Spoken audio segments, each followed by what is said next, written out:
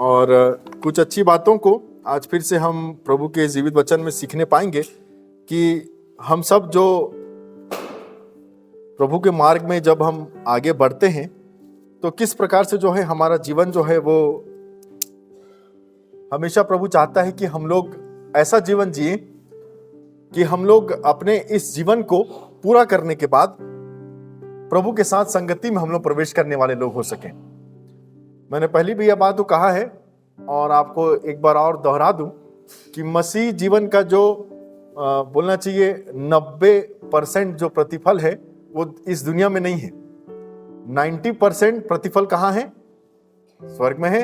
मात्र 10% जो है वो इस दुनिया में प्रभु ने दिया हमको कि ठीक है थोड़ा दिन का जीवन है, 10% आप रख लो, परंतु आपका जो प्रतिफल है, कई बार हमको ऐसा लगता है कि हमारा जो मसीह जीवन में जो हम आगे बढ़ते हैं, जो हमारा जीवन है वो मसीह में होने के बाद भी क्यों तकलीफ में आता है, समस्याओं में आता है, परेशानियों में आता है।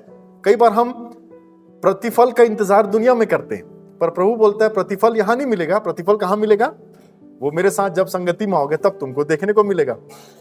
वो हम लोग गीत अभी गा रहे थे ना, आराधना में, नीले आसमान के पार जाएंगे मेरा यीशु रहता वहां। वो एक बार मैं कुछ साल पहले की बात है, ये गीत जब हम सब गा रहे थे तो मुझे वो बात अचानक याद आई।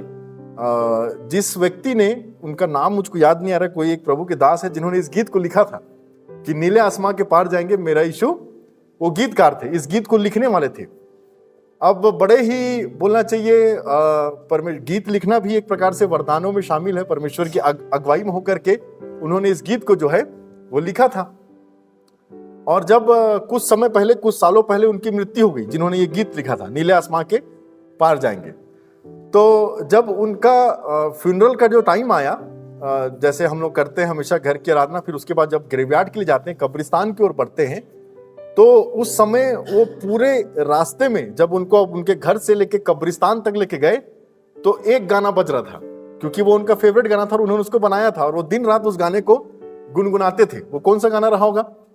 नीले आसमां के पार जाएंगे। तो जब मैं उसको पढ़ा, देखा उस आर्टिकल को, उस न्यूज को, तो बहुत अच्छा लगा। मैं उस चीज को महसूस करने लगा कि जब वो उनके बॉडी को लेकर के जा रहे होंगे आखिरी जगह पर, कब्रिस्तान तक, तो सब लोग मिल करके गाना गा रहे थे कि नीले आसमां के पार जाएंगे क्योंकि मेरा यीशु रहता वहां। ये विश्वास है मेरा कि नीले आसमां के पार जाएंगे वाला ये जो होगा पूरा सपना, ये मेरा कभी ना अधूरा, ये अधूरा नहीं रहेगा। तो इस प्रकार से वो व्यक्ति अपने उस अंतिम यात्रा में भी लोगों ने उसके उस गाने को गाया जो उसने उसको लिखा था।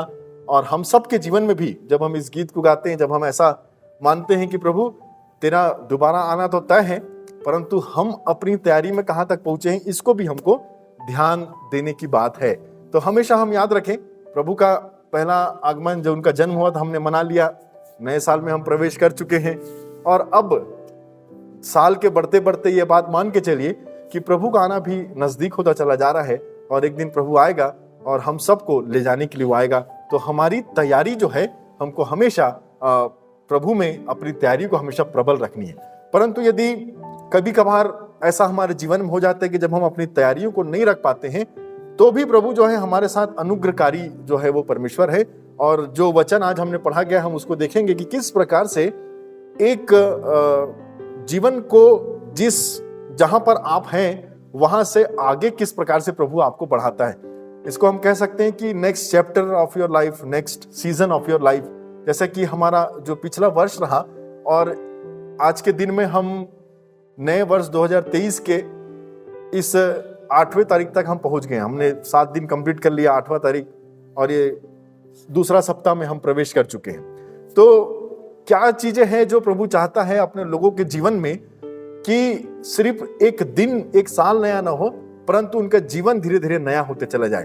तो जो यहाँ पर वचन पढ़ा गया है, वहां पर आप देखोगे, ये जो निर्गमन की किताब में आपने पढ़ा है, जो 33 में से 1 से 3 और उसके बाद 12 से लेके 23 हमारे सामने जो है वो पढ़ दिया गया है।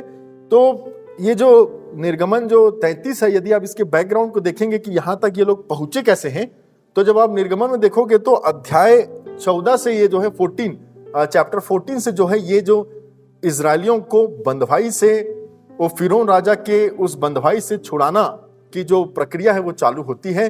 प्रभु इनकी प्रार्थनाओं को सुनता है, मूसा को भेजता है और वहां से इन लोगों को जो है वो छुड़ा ले आता है। और उसके बाद जैसे ही आप 14 में देखेंगे, 14 चैप्टर में देखेंगे, तो उसके बाद ये लोग खुद ही प्रार्थना करते रहते हैं कि हमको इस बंधुआई छुड़ाइए, और प्रभु उनको छुड़ा देता है। तो मात्र 2 चैप्टर के बाद चैप्टर 16 में, अध्याय 16 में ये लोग कंप्लेन करने लगते हैं कि इससे जगह तो मिस्र ही था जहां पर हम पहले थे। तो ये लोग कंप्लेनिंग करना चालू कर देते हैं और उसके बाद प्रभु पर इनका विश्वास कम, और अपनी उन जगहों पर जहां पर वो छुटकारा चाहते थे वहीं पर वो जाना फिर से चाहते हैं। तो ये 14 में बाहर निकले, 16 में सोचे कि हम फिर से वापस चले जाएंगे, और 19वें पद में प्रभु इनको जो है वो 19वें अध्याय में जो है परमेश्वर पिता इनको एक जगह पर सीने नाम जंगल के उस क्षेत्र में जो है वहां पर जो है इनको एकत्रित करता है। और इसी अध्याय 19 और 20 में इस प्रकार से 19 में जो है लोगों को छोड़ करके बोलता है, मूसा तो अपने लोगों को यहाँ पर छोड़ दे और मेरे पास आजा सीने पर्वत पे, इनको नीचे सीने जंगल में छोड़ दे और तू आजा सीने पर्वत पे। तो वो यहोशू के साथ वहां जाता है और वहां पर जाकर के प्रभु के साथ कुछ देर संगति करता है।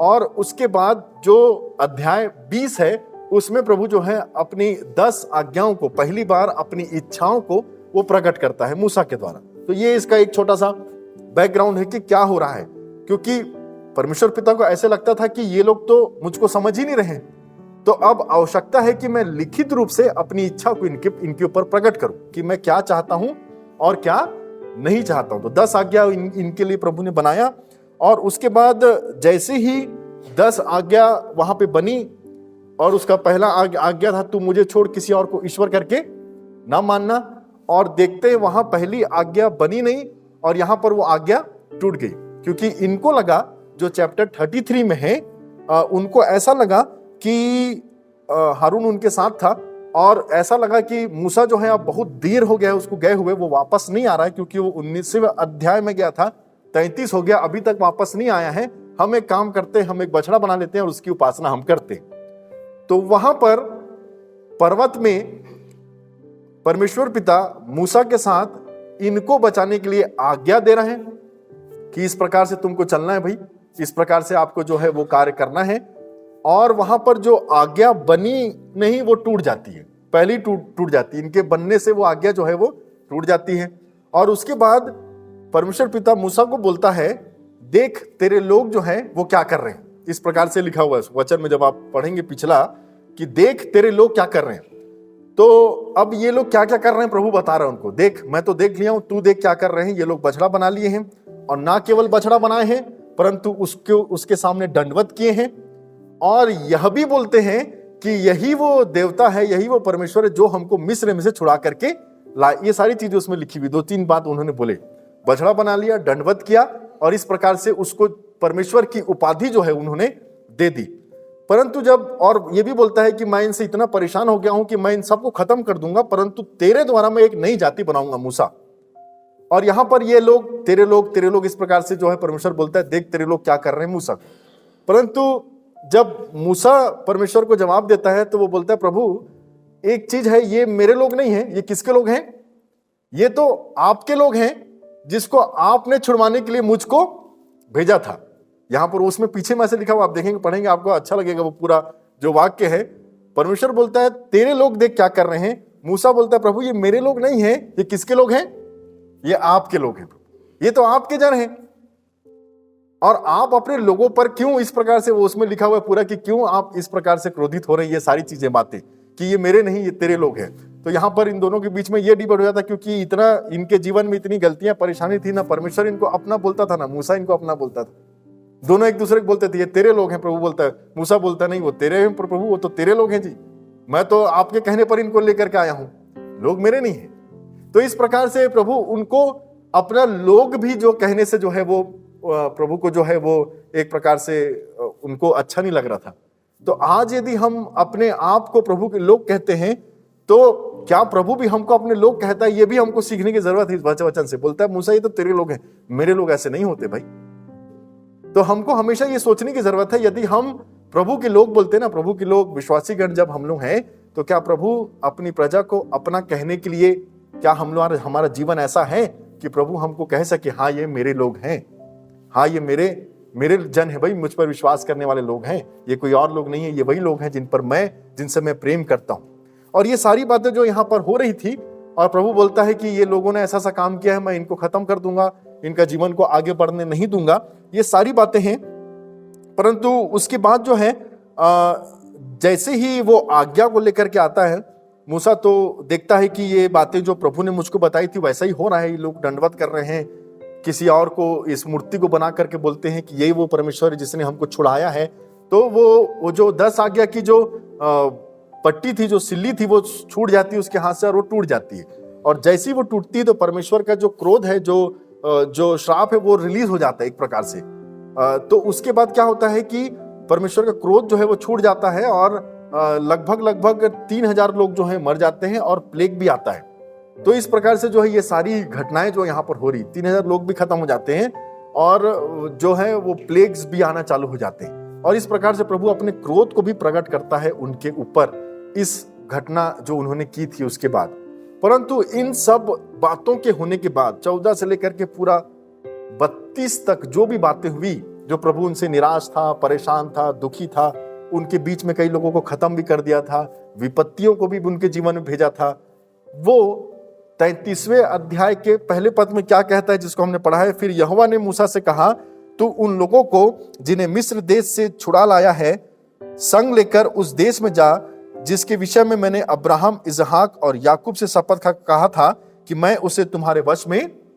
अभी भी इतना सब कुछ होने के बाद भी 33वां अध्याय का पहला पद परमेश्वर का अनुग्रह को दिखाता है और वो बोलता है कि मैं तुमको उस देश में ले जाऊंगा जिसका मैंने वाचा तुम्हारे लोगों से, पूर्वजों से मैंने तुम्हारे लोगों से जो है वो बांधी थी, अभी भी मैं उससे वंचित नहीं करूंगा।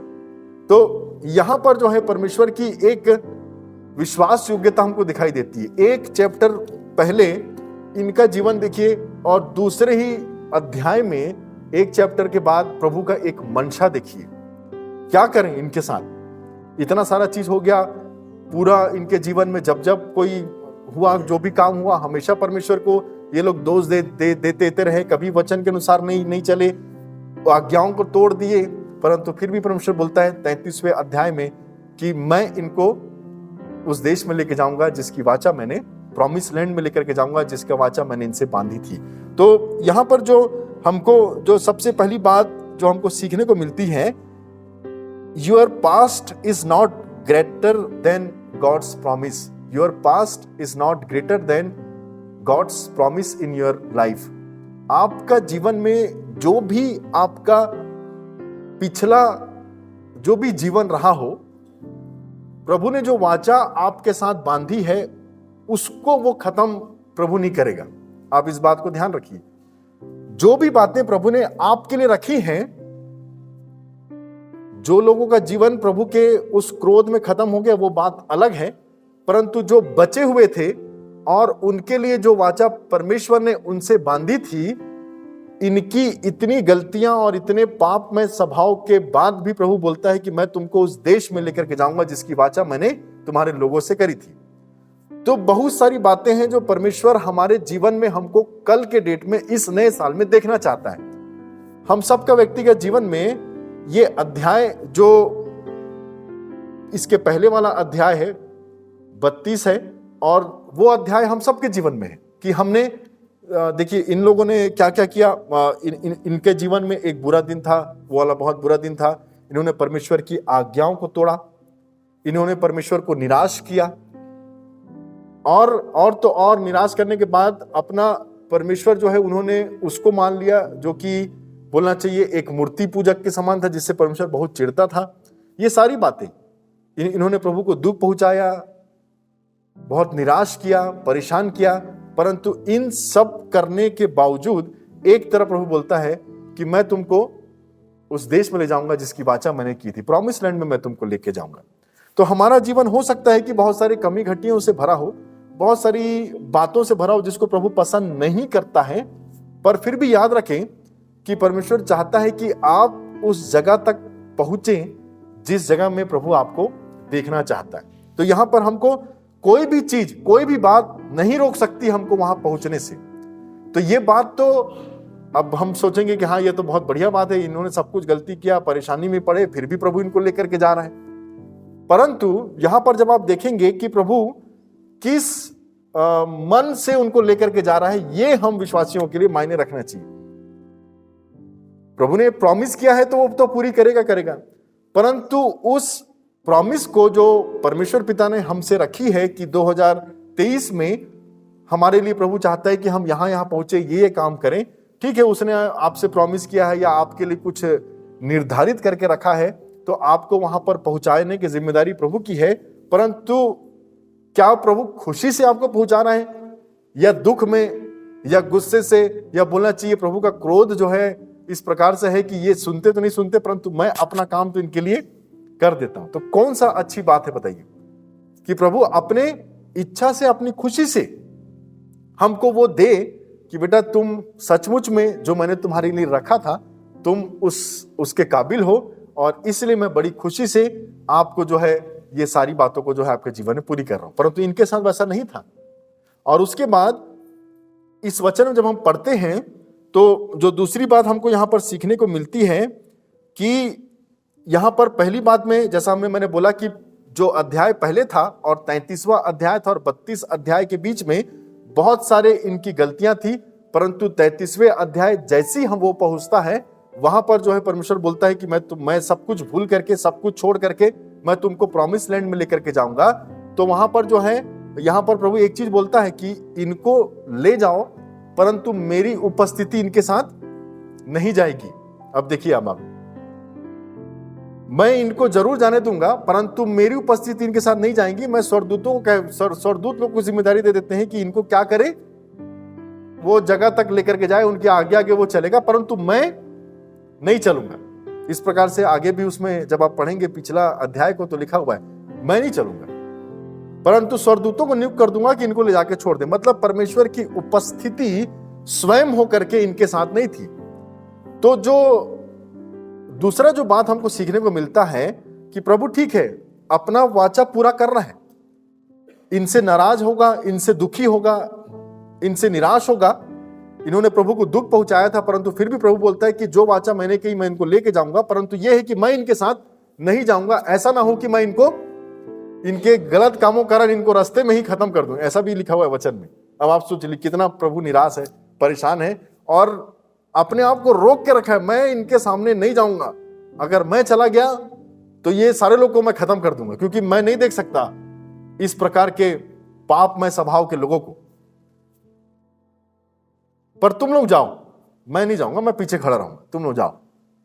अब ऐसी स्थिति में जो अगुवाई यहां पर मूसा कर रहा था प्रभु का दास, वो बोलता है कि प्रभु यदि तू ना जाए तो हमको मत भेज, हमको नहीं चाहिए जहां दूध और मधु की धारा बहती। प्रभु यदि आप नहीं जाएंगे मेरे साथ, जिस जगह पे आप जो बातें आपने हमारे लिए भली और अच्छी रखी हैं, जहां पर आप हमको कल देखना चाहते हैं, जहां पर प्रभु हमको इस नए साल में देखना चाहता है, यदि प्रभु आप हमसे खुश नहीं हैं, आप हमारे साथ नहीं जाएंगे, तो हमको वो जगह नहीं चाहिए। बिना आपके हमको कोई भी आशीष नहीं चाहिए।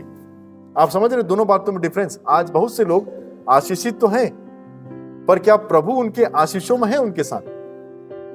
बहुत से लोगों के जीवन में हम देखते हैं यार ये सब कुछ है, इतना सब कुछ है, सब कुछ है। ठीक है, प्रभु ने आपको दिया है, पर क्या प्रभु वहां पर है उनके साथ? जहां पर यह बोलता है कि प्रभु तू बोल तो रहा है कि तू चले जाओ, परंतु मैं तो जो है वो नहीं जाऊंगा जब तक आपकी उपस्थिति मेरे साथ होकर के ना चले। तो दूसरी बात जो हम सीखते हैं, you have to pursue his presence, you have to pursue his presence. हमेशा कभी भी जो प्रार्थना की विनती या जो इच्छा आप रखते हैं कि मैं यहां पे पहुंचूं, सबसे पहली बात तो यह देखना है कि इस जगह पर पहुंचने के बाद प्रभु जो है वो खुश है या नहीं है। और यदि प्रभु बोल भी देता है कि तू जा, मैंने तेरे लिए मार्ग तैयार कर दिया है, जिम्मेदारी लोगों को सौंप दी है तुझको वहां तक पहुंचाने के लिए, तो ये सोचिए कि प्रभु यदि तू मेरे साथ नहीं है तो मैं किसी भी प्रकार से ऐसे जगह में, ऐसे आशीष को लेकर के, ऐसी जगह में जाकर के मैं क्या करूंगा प्रभु, जहां पर आपकी उपस्थिति मेरे साथ ना हो। तो हमको ये वाली बात, दूसरी बात जो हमको देखने को मिलती है कि हमको you have to pursue his presence, हमेशा उसकी उपस्थिति की खोज में रहें कि प्रभु जो भी मैं करूं, अगर आप प्रभु लगता है कि तकलीफ में आप मेरे साथ रह सकते हैं प्रभु, इसी जगह पर मैं ठीक हूं क्योंकि आपकी उपस्थिति मेरे साथ है। परंतु आप बोल रहे हैं कि मैं तुमको वहां भेजूंगा परंतु मैं नहीं जाऊंगा, ये बात मुझको मंजूर नहीं प्रभु। जब तक हम नहीं जाएंगे, जब तक तेरी उपस्थिति हमारे साथ होकर के ना चले। और तीसरी बात जो हम यहां पर देखते हैं, you have to recognise the glory of God. अब यहां पर पहले बार हमने देखा कि किस प्रकार से उन्होंने प्रभु को निराश किया। प्रभु बोला मैं नहीं जाऊंगा। प्रभु का दास उसको बोलता है मूसा कि नहीं प्रभु, यदि आप नहीं जाएंगे तो हमको भी उस जगह में नहीं जाना है जहां पर आपकी उपस्थिति ना हो। कितना बड़ा डिसीजन है बताइए। प्रभु को बोल रहा है कि प्रभु आप यदि परेशान होंगे, निराश हैं हमसे, आप दुखी हमसे, तो ऐसी आशीष हमको नहीं चाहिए जिस आशीषों में आप हमारे साथ खड़े नहीं हैं। ऐसा कोई भी तरक्की, ऐसा कोई भी चीज हमको नहीं चाहिए जिस तरक्की या उपलब्धि को पाने के बाद मैं आपको पीछे छोड़ दूं और मैं सांसारिक तरक्की या सांसारिक उपलब्धियों को जो है वो प्राप्त कर लूं। ये वाली बात यहां पर हमको देखने को मिलती है। क्या हमारे जीवन में भी ऐसा समर्पण है प्रभु के लिए, प्रभु मुझे कुछ मिले ना मिले, आपकी उपस्थिति होगी तभी मुझे वो सक्सेस चाहिए, आपकी उपस्थिति होगी तभी मैं उस जगह में जाऊंगा, आपकी उपस्थिति होगी तभी मैं वो काम को करूंगा, चाहे वो कितना भी लाभदायक काम क्यों ना हो। आपकी उपस्थिति सबसे पहले प्रभु। यदि आप बोलते हैं कि मैं चला जाऊं, मैं तेरे लिए मार्ग निकाल दूंगा, मुझको ऐसा तरक्की नहीं चाहिए, मुझको ऐसी बढ़ोतरी नहीं चाहिए, मुझको ऐसा आशीष ही नहीं चाहिए प्रभु जिसमें आशीष मेरे साथ हो परंतु आशीष को देने वाला मेरे साथ ना हो। कई लोगों के पास आज बहुत से प्रभु के वरदान हैं परंतु वरदानों को देने वाला शायद उनके साथ चलना फिरना नहीं है। तभी तो उनके जीवन कई बार हम देखते हैं मसीह लोग होकर के कैसा करते हैं, मसीह लोग होकर के कैसा बात करते हैं, मसीह लोग होने के बाद भी इनके जीवन में वो नहीं दिखता परंतु है मसीह, वो ये वैसी लोग हैं। मूसा बोल देख तेरे लोग, बोलता है मेरे लोग नहीं प्रभु, ये तो तेरे लोग हैं। प्रभु क्या हमको अपने लोग कह के संबोधित कर सकता है क्या? हम तो कहते हैं प्रभु हम आपके लोग हैं, हम आपके जन हैं, परंतु इस जगह पर अभी तक प्रभु इनको नहीं बोल रहा था कि ये मेरे लोग हैं। यही बोलता है कि चले जाओ तुम लोग, मैं नहीं जाऊंगा। मूसा बोलता है चलिए, मैं जाऊंगा तो इनको मैं खत्म कर डालूंगा क्योंकि इनके काम बहुत बुरे हैं, मैं नहीं सहन कर सकता।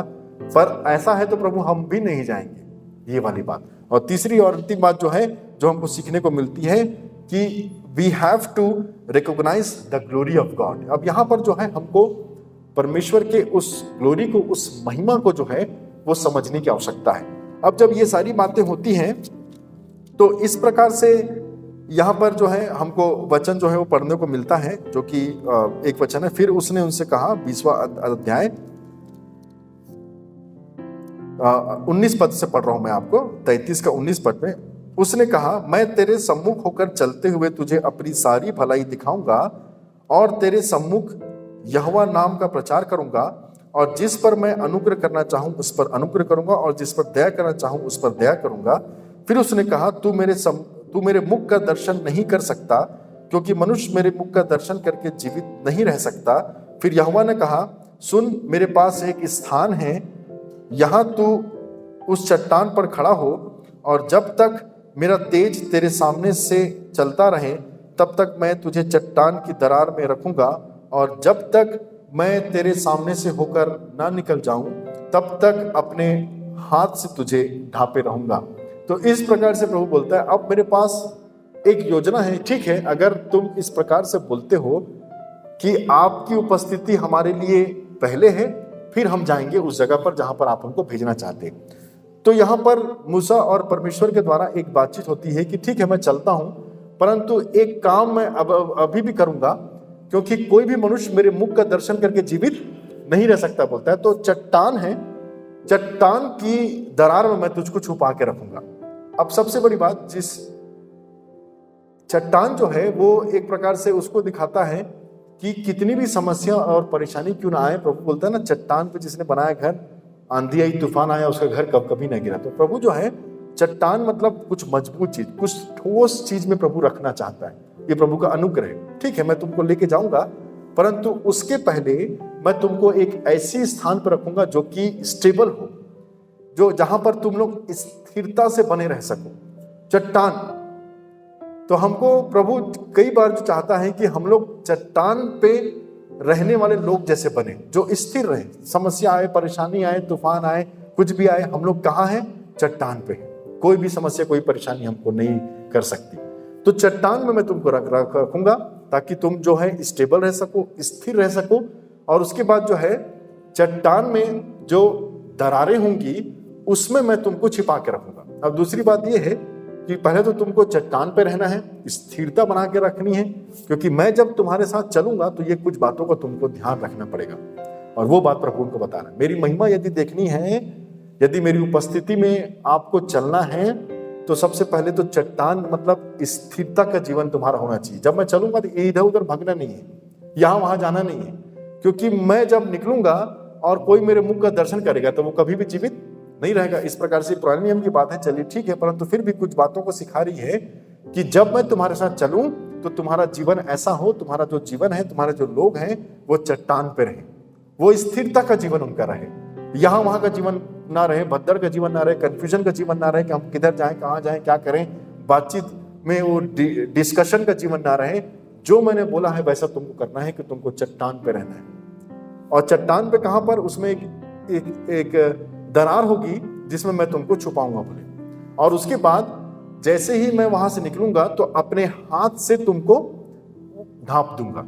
मतलब प्रभु बोल रहा है कि ठीक है, मैंने तुमको एक स्थान दिया है और उस स्थान में सुरक्षा जो है प्रभु ने अपने हाथ को रखा है कि मैं जब यहां से निकलूंगा तो तुमको कोई दिक्कत ना हो, इसलिए मैं अपने हाथ से तुमको ढांपे रखूंगा। तो दूसरी बात, परमेश्वर की उपस्थिति का होने का मतलब यह है कि हमारा जीवन स्थिरता में रहे और हम लोग हमेशा परमेश्वर के उस हाथ से जो प्रभु हम सबको हमारे लिए रखा है अनुग्रह, वो उससे हमको ढांपे रहता है ना। वो जो एक स्लोगन है ना, कहावत है, या एक हिंदी में कुछ क्या बोलते हैं उसको, प्रोवर्ब्स है, फानुस बनकर जिसकी हिफाजत खुदा करे, वो चिराग वो शम्मा क्या बुझे जिसको रोशन खुदा करे। फानुस मतलब समझते हैं आप, ऐसा होता है जब कोई चीज, जब दिया जो है वो बुझने लगता है तो हाथों से जब आप उसको ऐसा कवर करते हो तो उसको बोलते हैं फानुस, कवरेज उसका, कि ये जो कैंडल है या ये जो दिया है, ये जो चिराग मैंने जलाया है वो ना बुझे। तो जिसकी हिफाजत खुदा खुद करेगा फानुस बन करके, वो चिराग कैसे बुझेगा जिसको खुद ही खुदा ने रोशन किया हो। तो यहां पर वो वाली एक आशीष हमको देखने को मिलती है प्रभु का अनुग्रह में। स्थिरता में रहना है, चट्टान पे रहना है। दरार जाओगे तो मैं क्या करूंगा? अपने हाथ से उसको तुमको ढांपूंगा ताकि कोई नुकसान तुमको ना हो। हमेशा इस बात का हमको ध्यान रखना है कि जैसा प्रभु ने बोला वैसा करना, नहीं तो कोई भी मुझको देखेगा तो वो खत्म हो जाएगा। तो इन लोगों ने वैसा ही किया और प्रभु निकले वहां से और चट्टान पे अपने हाथ को रखे। और उसके बाद लिखा हुआ है कि जब तुम मेरी महिमा को ऐसे देखोगे, कि तुम जब देखोगे तो लिखा हुआ है तब अपने हाथ से मुझे ढांपे रहेगा, फिर मैं अपने हाथ उठा लूंगा, तब तू मेरे पीठ का तो दर्शन करने पाएगा परंतु मेरे मुख का दर्शन नहीं मिलेगा। अब जैसे ही प्रभु अपने हाथ को उठाएगा, आपकी कठिन परिस्थितियों से आपको बचाने के बाद जब अपने हाथ को उठाएगा तो लिखा है कि तू मेरे पीठ का दर्शन करेगा पर मेरे मुख का दर्शन नहीं कर पाएगा। मतलब पीठ को वो लोग देख सकते हैं प्रभु की कि प्रभु जा रहा है, पर चेहरे को नहीं देख सकते। अब आप मान के चलिए, आपके जीवन में प्रभु ने बोला कि मैं तुम्हारे साथ चलूंगा इस सफर पे, पर तुमको स्थिर बने रहना है, चट्टान पे रहना है। मुसीबत परेशानी आएगी, जो भी तुम्हें नुकसान देगी, मैं अपने हाथ से तुमको सुरक्षित रखूंगा, अपने सुरक्षा से भरा हुआ हाथ तुम्हारे ऊपर रखूंगा, तुमको कोई हानि नहीं होगी। और जब मैं अपने हाथ को उठाऊंगा तो तुम मेरे पीठ को देखोगे। तो इससे कैसे मालूम चलता है कि प्रभु उनके साथ था? कई बार हमको ऐसा लगता है कि जिस परिस्थिति में हम हैं, प्रभु क्या तू हमारी उस परिस्थिति में है कि नहीं है?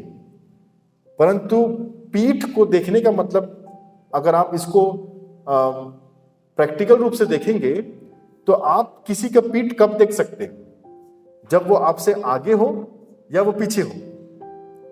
किसी का पीठ, जैसे यहां से कोई जाएगा तो मैं किसी का पीठ कब देखूंगा? जब वो मुझसे आगे है वो या मुझसे पीछे हो। जाहिर सी बात है कि जब कोई व्यक्ति मेरे आगे चल रहा हो तभी ना मैं उसको पीठ देखूंगा। तो यहां पर प्रभु को समझा रहा है कि जो भी बातें जीवन में मैंने तुम्हारे लिए रखी हैं, तुमको मैंने कहा चट्टान पे रहना है, स्थिरता में रहना है, सारी मुसीबत परेशानियों से मैं अपने हाथ से तुमको बचाए रखूंगा।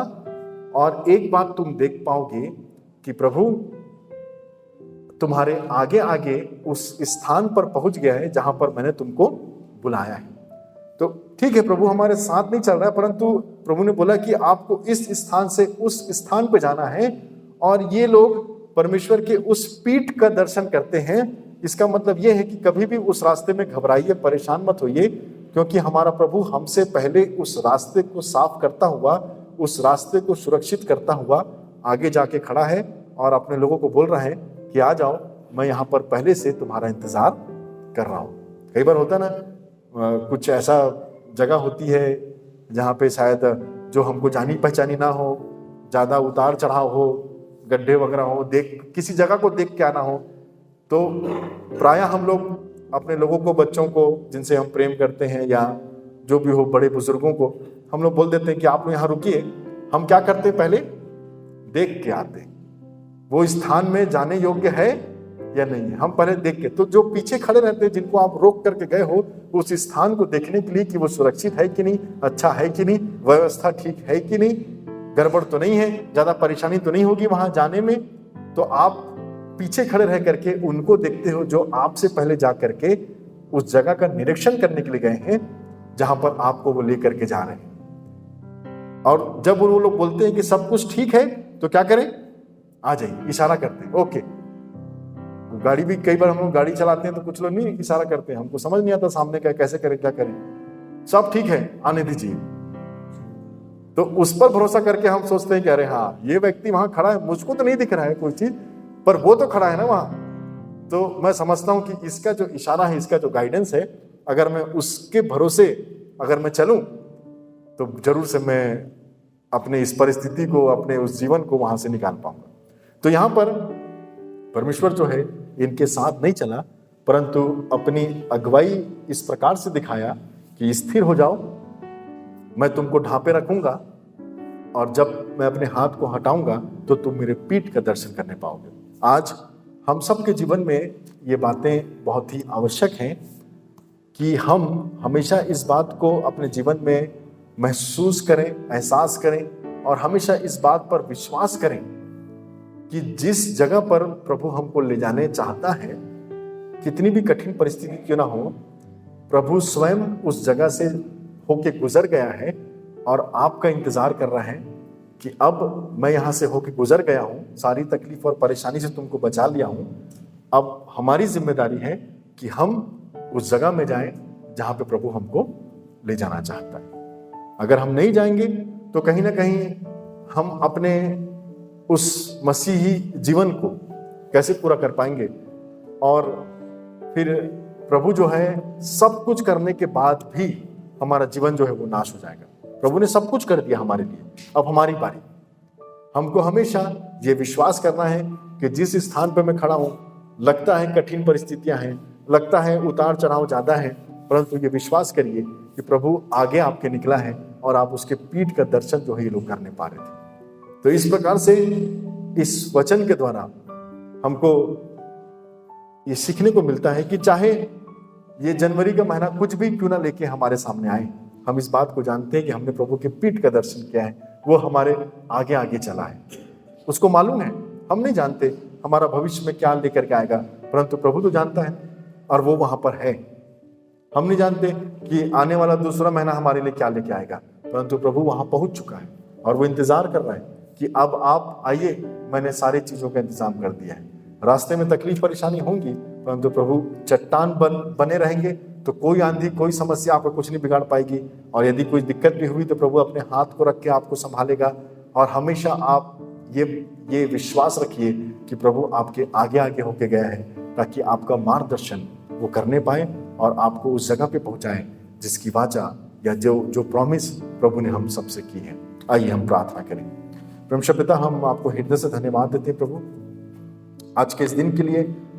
जो आपने हमें दिखाया, और हम जानते हैं परमेश्वर पिता कि जो भी बातें आपने हमारे जीवन में रखी हैं वो सारी बातें प्रभु जी आशीष की बातें हैं। और जो वचन में हमने सीखा है परमेश्वर पिता, हम उस बात को अपने जीवन में हमेशा विश्वास करने पाए कि परिस्थितियां चाहे जैसी भी हो प्रभु, आपने हमसे कहा है कि चट्टान में रहना है प्रभु, और आप हमको अपने हाथों से बचाए रखेंगे, और आपकी उपस्थिति प्रभु जी हमारे साथ, हमसे पहले प्रभु जी आप वहां पहुंचेंगे जहां पे हमको पहुंचना है। इन सभी आशीषों को, इन सभी विश्वास की बातों को हम अपने जीवन में रखे रहें प्रभु, ताकि हमारा जीवन हमेशा एक आशीष में जीवन रहने वाला हो सके, आपको भावता हुआ जीवन रहने वाला हो सके। धन्यवाद के साथ इस प्रार्थना को उपस्थित प्रत्येक लोगों को आपके सामर्थ्य हाथों में सौंपते और विनती प्रभु यीशु नाम से मांगते सुनने ग्रहण करें। आमीन।